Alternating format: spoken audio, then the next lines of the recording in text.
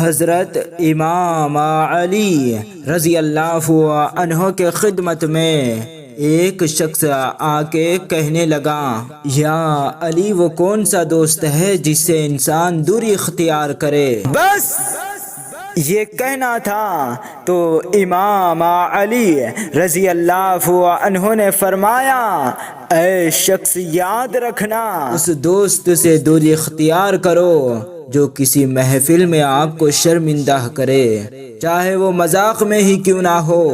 دوستی کی صفت کا معیار یہ ہے جس طرح انسان اپنی عزت اور شخصیت کا خیال رکھتا ہے، ویسے ہی اپنے دوست کی عزت اور شخصیت کا خیال رکھے۔ وہ دوست جو محفل میں سر عام گالی دیتا ہو اس سے کنارہ کشی کرو، کیونکہ میں نے اللہ کے رسول سے سنا، جو انسان گندی زبان اختیار کرتا ہے اللہ اپنی رحمت اس سے دور کر دیتا ہے، اور وہی صحبت انسان کی اپنی شخصیت کے لیے بھی تذلیل ٹھہرتی ہے۔ تو کہنے لگا، یا علی یہ کیسا پتا چلے کہ کون سا دوست بامعیار ہے اور کون سا نہیں؟ امام علی رضی اللہ عنہ نے فرمایا،